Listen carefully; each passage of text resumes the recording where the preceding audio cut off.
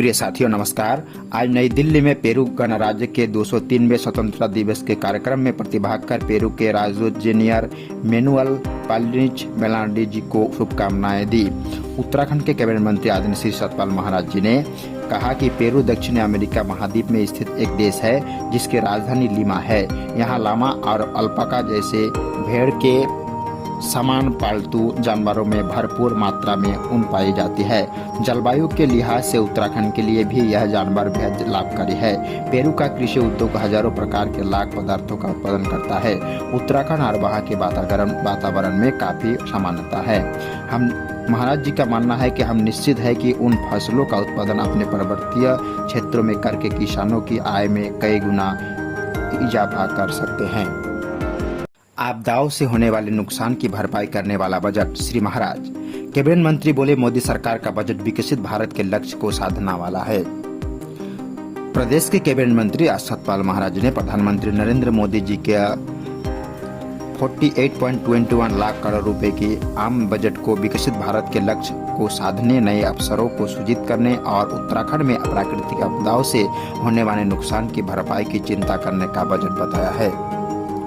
प्रदेश के पंचायती राज, ग्रामीण निर्माण, पर्यटन, लोक निर्माण, सिंचाई, संस्कृति एवं जलागम मंत्री सतपाल महाराज ने केंद्र में प्रधानमंत्री नरेंद्र मोदी जी के नेतृत्व वाली बजट सरकार के 48.21 लाख करोड़ रुपए की आम बजट को विकसित भारत के लक्ष्य को साधने, नए अवसरों को सूचित करने की, उत्तराखंड में आने वाले प्राकृतिक आपदाओं से होने वाले नुकसान की भरपाई करने वाला बजट बताते हुए कहा कि यह बजट 2027 भारत को $5 ट्रिलियन की अर्थव्यवस्था बनाने में भी पत्थर साबित होगा।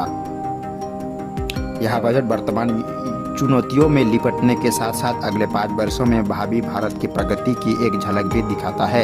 यह बजट शिक्षा, रोजगार, युवाओं के कौशल विकास, स्वास्थ्य, शहरी एवं ग्रामीण विकास, महिला सशक्तिकरण, गरीबी उन्मूलन, पर्यावरण संरक्षण, जल संरक्षण, युवाओं, उद्योग और किसानों की समृद्धि के साथ साथ देश की सुरक्षा की चिंता करने वाला बजट है।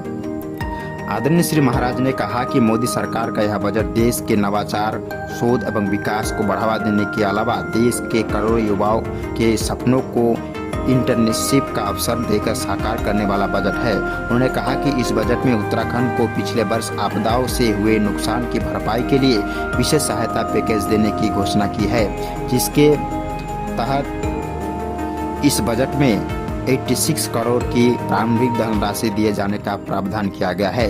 इस बार केंद्रीय बजट में हमें 2217 करोड़ रुपए की अतिरिक्त राशि प्राप्त होगी। प्रदेश में 475 गांव को बसावट तक सड़क पहुंचाने का लक्ष्य सुनिश्चित किया गया है। 250 से अधिक आबादी वाले गांव योजना के तहत सड़कों से जुड़ेंगे। सरकार का यह बजट देश से राज्य में पंचायत का सशक्तिकरण होने के साथ साथ सड़कों का भी विस्तार होगा।